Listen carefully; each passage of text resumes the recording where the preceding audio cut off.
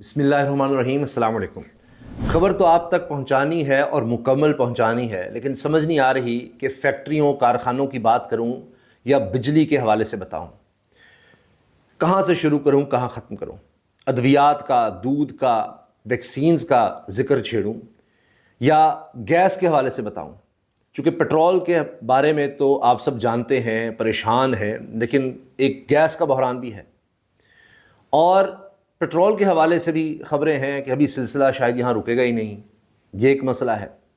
اور فوری طور پر بھی اگر جنگ بند ہو جاتی ہے، اعلان ہو جاتا ہے، مکمل بند بھی ہو جاتی ہے مکمل طور پر، تب بھی کتنا عرصہ لگے گا چیزیں نارملائز ہونے میں، یہ جان کر آپ حیران بھی ہوں گے اور یقیناً میری طرح پریشان بھی ہوں گے کہ اتنا وقت لگے گا. ہم تو سمجھتے ہیں کہ جیسے ہی انٹرنیشنل مارکیٹ میں بھی قیمتیں بڑھنا شروع ہوئی تھیں، حکومت نے فوری طور پر بڑھا دی.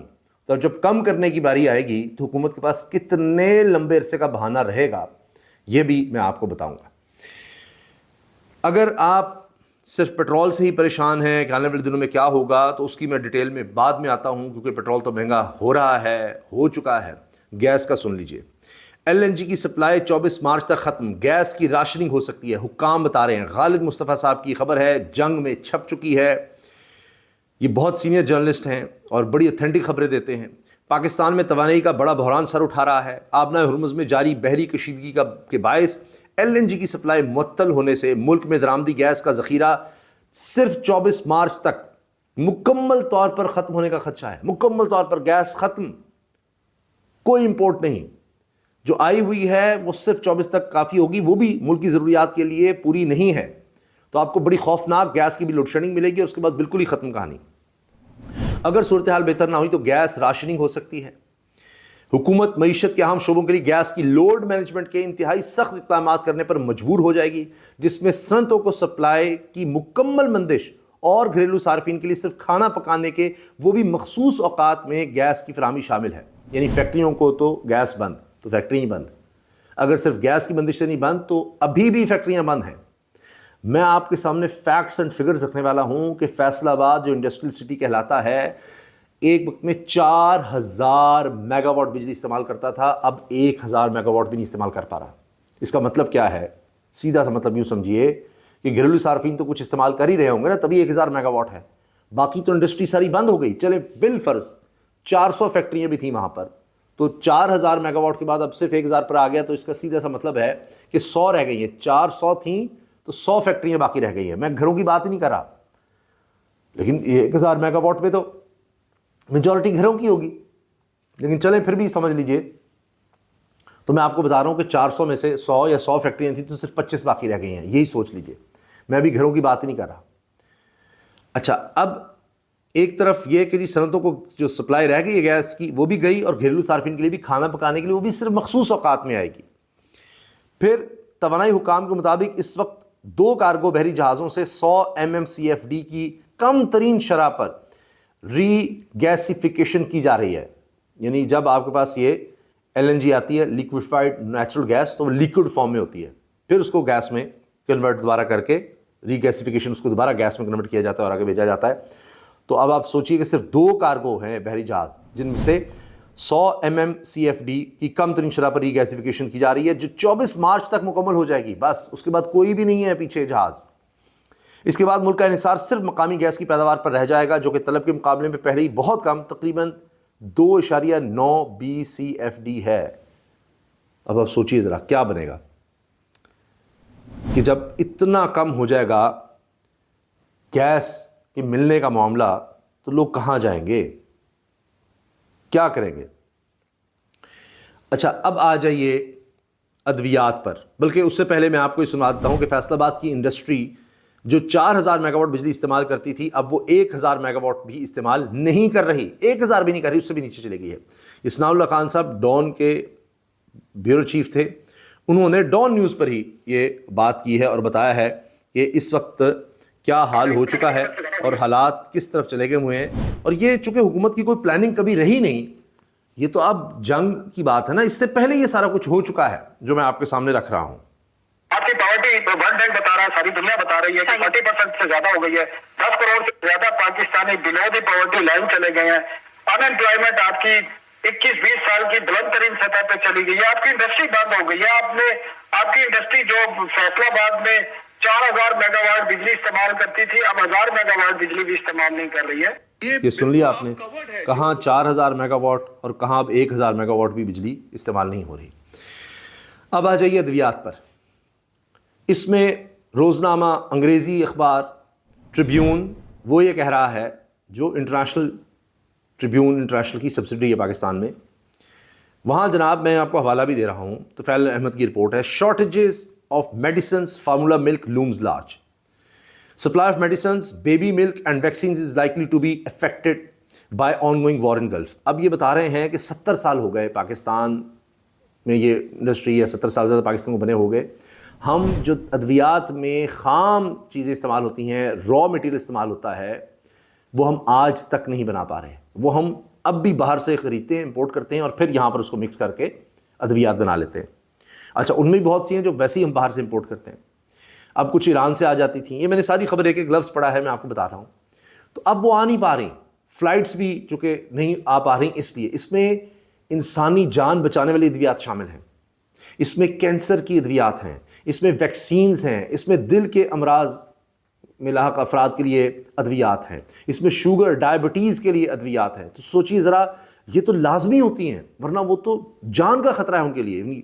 दिल के मरीज़ को अगर उसकी दवा नहीं मिलेगी, शुगर के पेशेंट को नहीं मिलेगी, यानी इंसुलिन है या डायबिटीज़ की दवाइयाँ वो नहीं मिलेंगी, कैंसर पेशेंट उनके लिए मिल रही, जिनकी केमोथेरेपी हो रही है, फिर वैक्सीन जिनके लिए ज़रूरी है, बच्चों का दूध जो इम्पोर्ट किया जाता है वो है ही नहीं पाकिस्तान में, हम बना ही नहीं पा रहे, उसका क्या होगा। तो ये हालात हैं, और उसमें पूरी डिटेल है, बताया जा रहा है कि जी जो इंसानी जान बचाने के लिए अद्वियात हैं, लाजमी अद्वियात हैं, उनका रॉ मटेरियल है, फार्मास्यूटिकल प्रोडक्शन के लिए है, वो नहीं आ पा रहा।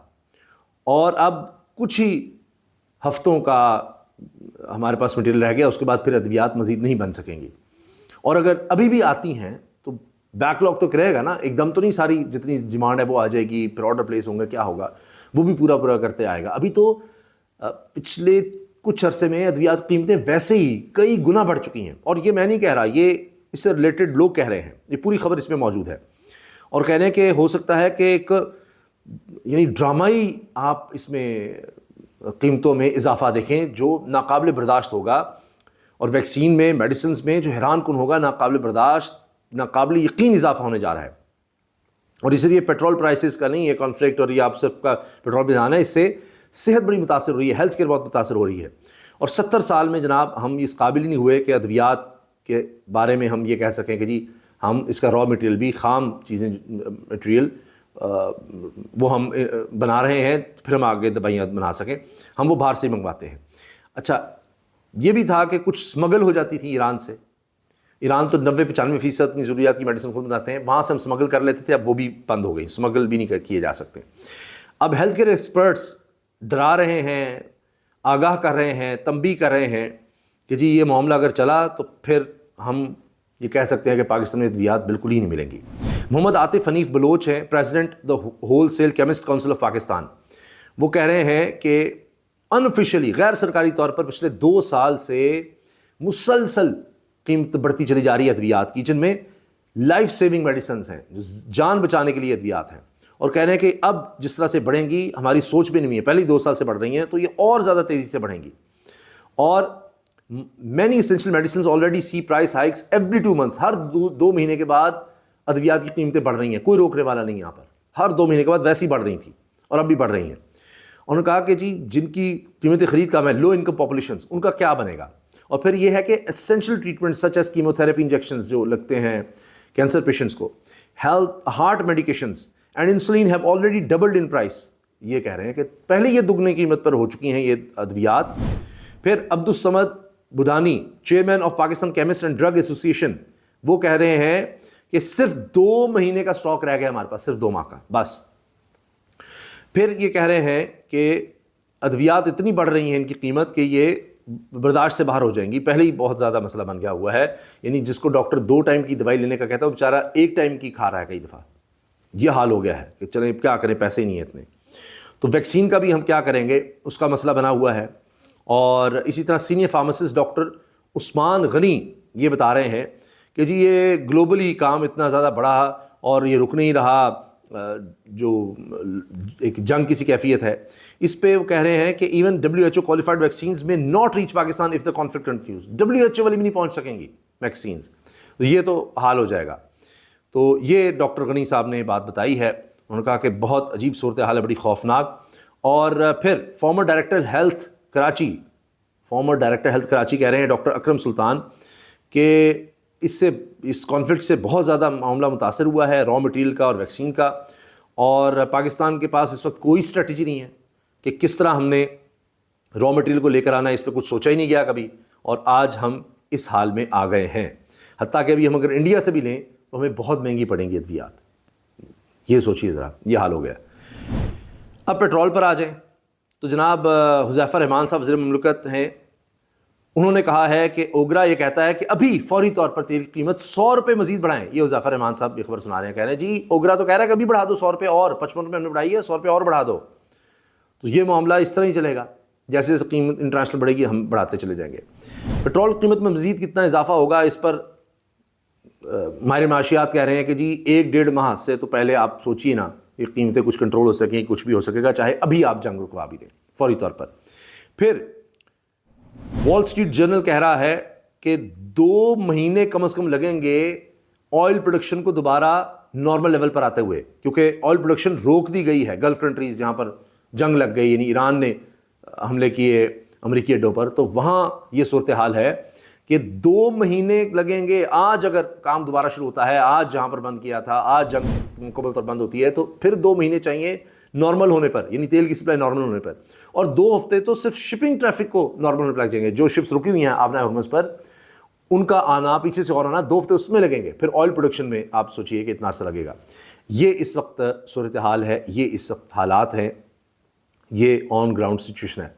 تو سوچئے ذرا کہ آنے والے دن کتنے مشکل ہیں.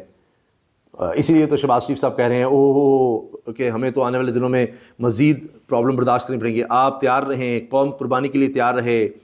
عالمی حالات ایسے ہیں، آنے والے دنوں میں ہمیں اور اضافہ کرنا پڑ سکتا ہے چیزوں کی قیمت میں، یہ ناگزیر ہو جائے گا. تو آپ سوچئے کہ حالات کس طرف جا رہے ہیں. اللہ تعالیٰ رحم فرمائے، اللہ تعالیٰ سب کی مشکلات آسان فرمائے. تو یہ جناب اس وقت حالات ہیں. ادویات، دودھ، ویکسین سے لے کر گیس، پیٹرول، بجلی کا دیکھیے. یہ تو حالات سے نکلے تو میں آپ کو بتاؤں گا کہ بجلی کے حوالے سے کیا ہو گیا ہے. بجلی کا اور سولر کا جو معاملہ ہے، وہ حکومت نے کس طرح سے یعنی لوگوں کے ساتھ کیا برتاؤ کیا ہے کہ یہ کہہ کر جی سولر کا بھی ہم کچھ نہیں چینج کرے، بجلی کی بھی کوئی نہیں قیمتیں بڑھا رہے. فکس چارجز کے چکر میں کیا کیا کر دیا گیا ہے، وہ بھی انشاءاللہ ڈیٹیل میں ہم کسی ایکسپرٹ کے ساتھ بیٹھ کر آپ کو بتائیں گے کہ اس میں کیا ہو گیا. لیکن ابھی یہ جیسے ہی مکمل طور پر یہ جنگ کی صورتحال اور یہ سب ہوتا ہے تو انشاءاللہ وہ ڈیٹیل بھی آپ کے ساتھ شیئر کریں گے. اجازت دیجیے، اللہ حافظ.